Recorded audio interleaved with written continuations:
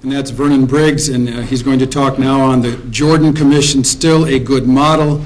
Welcome, Vernon Briggs. It's a real pleasure to be with you this morning, this afternoon, especially in this setting. Many years ago, I was born in Georgetown University Hospital, just across the river there, and it's almost a real homecoming to be here, looking out of this beautiful setting. I want to talk about the Jordan Commission report. The immigration policy of the United States is steeped in legalism, as we all know, and it's considered so politically combustible that most politicians are loath to discuss the subject unless they're actually pushed into required to take action. In those situations in which action is taken historically in immigration policy, it has usually been the case that a national commission is involved somewhere along the line.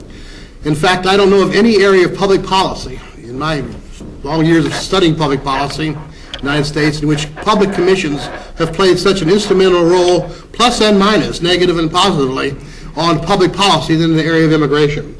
Other areas that are controversial also sometimes use this tactic, Social Security, welfare reform sometimes, but both of those areas, immigration was using commissions as a predicate to action decades before those two other areas of public policy, as controversial as they might be, were ever even being enacted. So in 1990, when the Congress and President George Herbert Walker Bush commissioned the Commission on Immigration Reform as a part of the Immigration Act of 1990, it was not an exceptional action, a part of the normal way in which immigration policy in this country is periodically reviewed and develops. You set up a national commission independently to look at it because it's too touchy for the politicians to touch. Our so-called leaders quite often don't want to touch this issue until someone else at least goes before. So commissions have been a central role of immigration policy almost from the beginning. But when this commission turned in its report in September 30th, 1997, it was far from routine, although everyone expected this is just a normal thing. It wasn't anything exceptional to have another commission look at it. But this report was far from routine.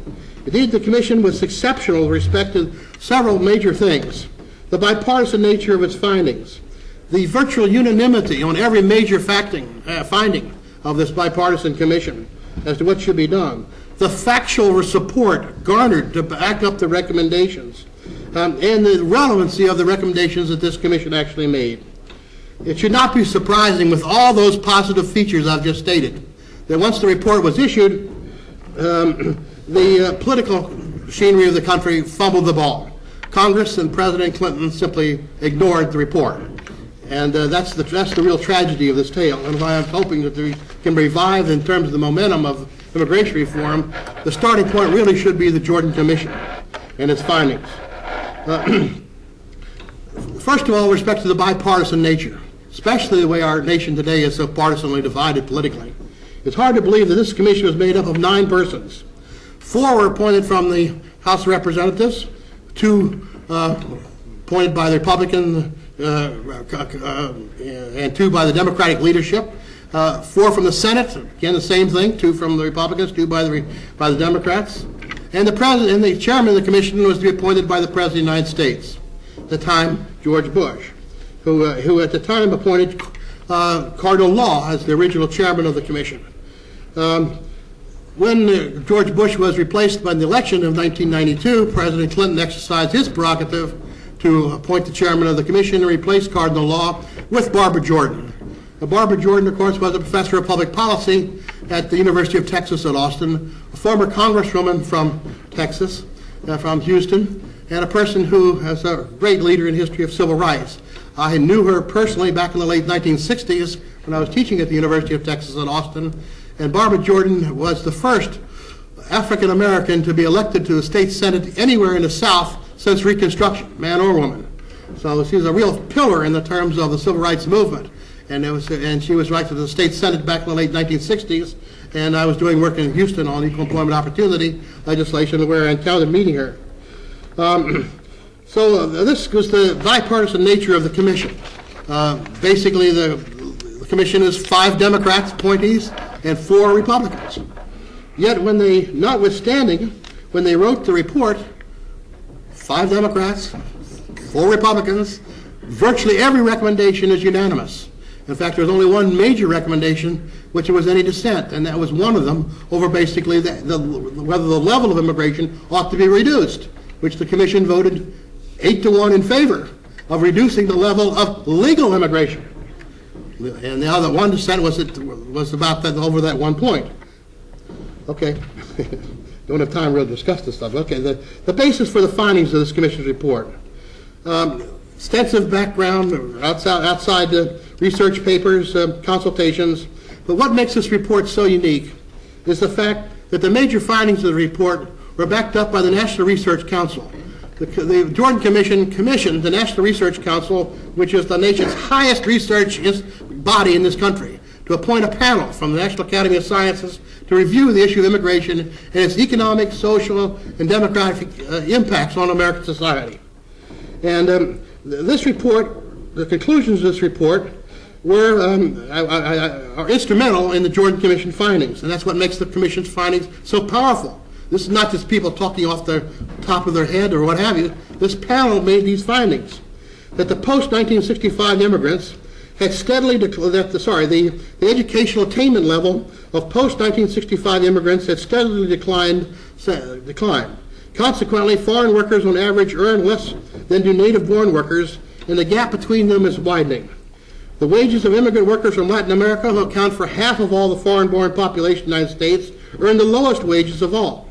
The study concluded that that the wage levels are not discriminatory, the fact that immigrants get lower wages than do native-born. Rather, the immigrant workers are basically paid less because they're less skilled, considerably less skilled. The decline in both the skills and the wages of the foreign-born population are attributed to the fact that immigrants are coming from the poorer nations of the world, where on average educational attainment levels, wages, and skill levels are far below those of the United States. Hence, as a consequence, the post-1955 immigrants have caused the low-skilled segment of the nation's labor supply to swell. In the process, they are lowering wages for all workers, low-skilled workers, native-born citizens, what have you, as well as the immigrant population itself. The chief beneficiaries of immigration, they found, therefore, are the wages of the immigrants themselves that are higher than they would have been in the homelands that they come from. That's why there's immigration so popular with immigrant communities, and of course by employers. The chief losers of this are the low-skilled workers of the United States, who are disproportionately minorities, disproportionately women, disproportionately youth, for whom none of our public policies are basically concerned. Many of our other public policies have been concerned with. So these are the losers. It also founded and documented the fact that the other losers are the American taxpayers, since the study found that the fiscal cost of immigration, the cost of health care, welfare, incarceration, education, far exceed the taxes and the benefits paid. Those were all the findings that were given to the Jordan Commission by this impartial panel. This is not their findings. This was done by our impartial research panel of the highest expert of economists, statisticians, sociologists, demographers in this nation, an independent panel. Those were their findings, and that was the basis for the report. Well, I'm out of time. You'll have to read somewhere about what the recommendations of the Jordan Commission findings are, but they all flow from that. The bipartisan nature, that this is that gives us its power, and it's based on the best research ever conducted. The NRC study done and commissioned and paid for by the Jordan Commission is the best study ever conducted on immigration policy, ever, and the most comprehensive. And those are its major findings I just read you.